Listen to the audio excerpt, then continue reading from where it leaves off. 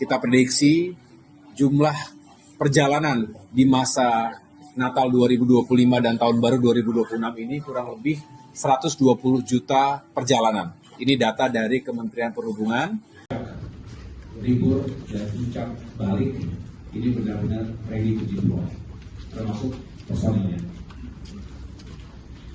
Saya terima kasih kepada semua pihak, termasuk juga BUMN tentunya yang berupaya untuk sama-sama berupaya untuk kita kurangi atau turunkan harga tiket di berbagai moda transportasi. Yang pertama, untuk angkutan udara yang kita kawal bersama-sama, termasuk nanti pada saat persiapan Nataru. Sudah disiapkan alat berat, dilaporkan dari Kementerian PU, nanti Pak Dirjen bisa mengkonfirmasi ini, 440 alat berat dan 137 titik material sudah tergelar atau sedang memang sudah pada status yang mulai mengkhawatirkan, dalam arti sudah warnanya warna kuning gitu. Nah, sebelum merah. Tadi kami baru saja melakukan rapat koordinasi membahas dua agenda. Yang pertama adalah rancangan undang-undang Sistranas, Sistem Transportasi Nasional, yang sudah sekian bulan kita kawal dalam sejumlah tahapan. Intinya adalah bagaimana mengintegrasikan berbagai perundang-undangan, peraturan yang berurusan dengan pengaturan transportasi multimoda di Indonesia. Kita tahu ada transportasi darat, laut, udara, termasuk kereta, yang kita harapkan bisa semakin terintegrasi dan ada payung hukum, sehingga benar-benar bisa memberikan pelayanan terbaik untuk masyarakat kita. Yang kedua, tadi kita juga membahas secara khusus tentang persiapan kita menjelang Nataru, Natal dan Tahun Baru.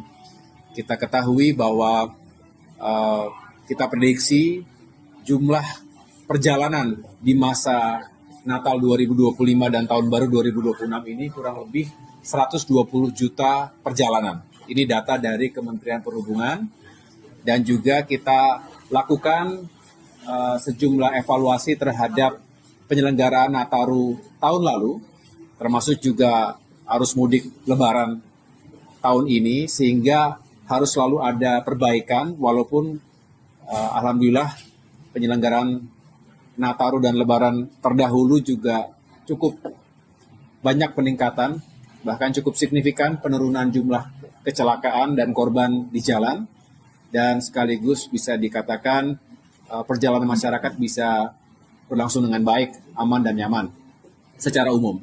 Dan tentunya ada beberapa insentif, intervensi pemerintah untuk bisa mengurangi biaya perjalanan dalam bentuk diskon. Misalnya untuk penerbangan ekonomi hingga 14%. Lalu di bidang laut ya, kapal juga ada 20% untuk pengurangan harga tiket kapal pelni. Kemudian juga ada kereta, 30%.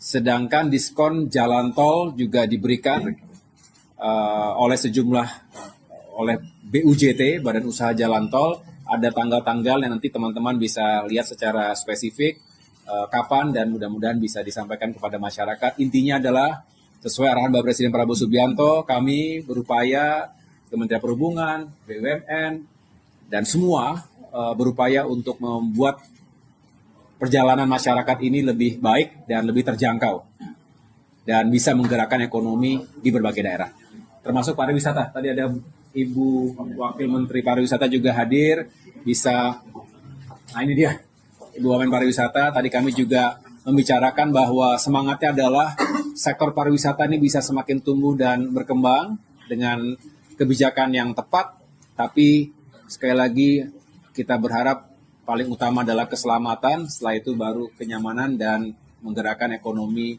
di berbagai daerah, baik sektor pariwisata maupun UMKM dan ekonomi kreatif. Saya rasa itu yang dapat saya sampaikan.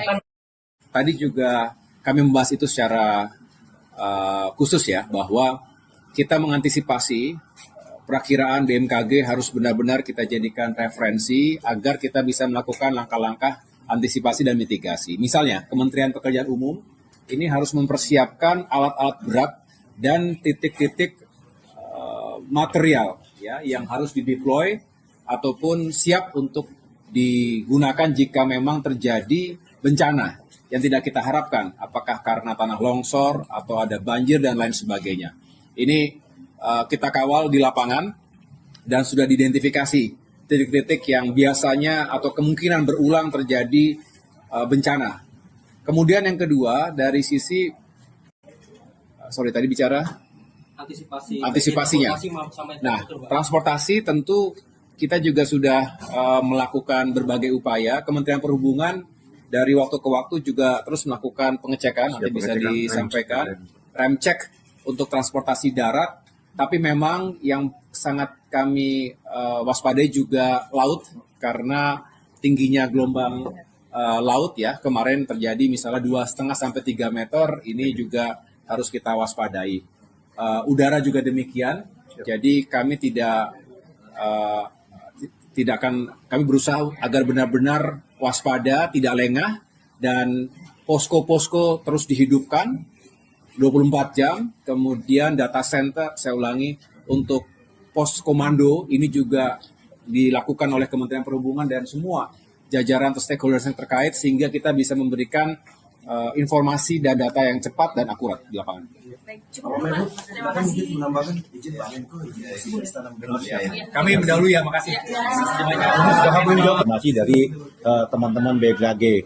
Untuk itu, semua sektor transportasi kita mempersiapkan berbagai antisipasinya. Dari mulai kita rem cek, kesiapan sarana transportasi, nah khususnya yang laut. Kita mempersiapkan pencegahan-pencegahan. Dari mulai kampanye keselamatan, memberikan kesadaran buat teman-teman yang bekerja di sektor laut, pemberian life vest dan lain-lain, kita sempurnakan. Termaksud teman-teman kita mempunyai skenario bila terjadi apa-apa, apa yang kita lakukan sudah kita persiapkan. Kita sudah koordinasi dan rapat dengan Kepala Staf Angkatan Laut, dengan teman-teman polisi, akan menyiapkan patroli di jalur-jalur yang dimungkinkan akan ramai dalam perayaan Natal dan Tahun Baru. Mohon doanya aja, mudah-mudahan tidak terjadi apa-apa. Oke ya teman-teman ya, yuk makasih ya.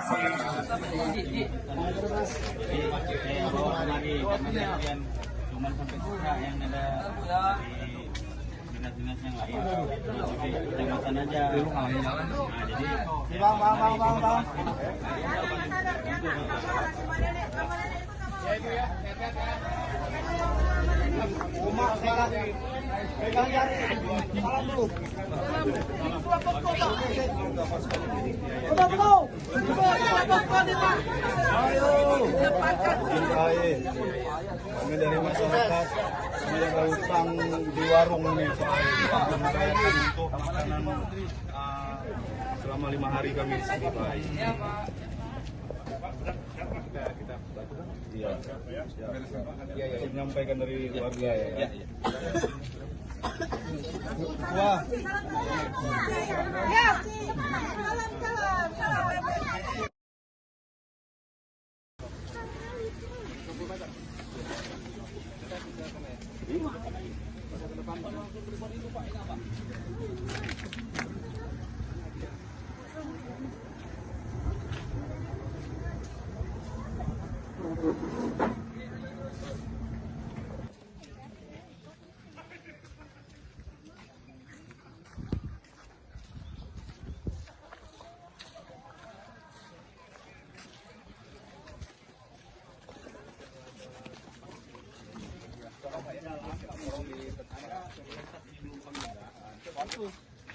Masyarakat pasti banyak Pak. Bisa di sini di akses.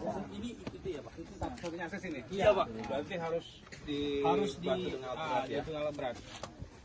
Jalan ke sananya Pak. Ini jalan nih Pak Menteri. Tadinya jalan. Ini semua Ini turun. Sekarang yang terbangun sebelum bisa dilalui ini kami pikul. Ini masyarakat terroyongkan untuk buka jalan dan bisa bawa. tolong ya Pak. Namanya apa? Desa Lubuk Siduk, Kecamatan Suka. Setiap hari ada progres, ada perkembangannya ya.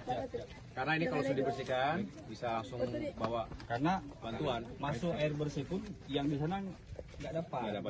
Karena aksesnya putus itu dia. Berapa jauh Pak? Ini sekitar 1,5 km. Lumayan jauh. Sungai ada yang terputus di sana? Sungai Kak.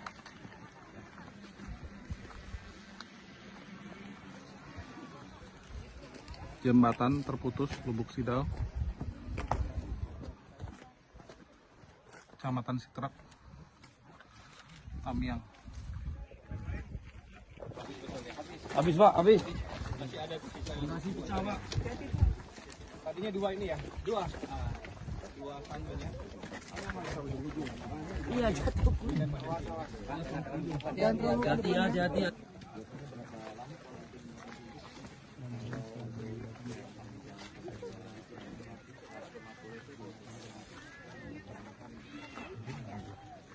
Di depan, tapi keluar ya.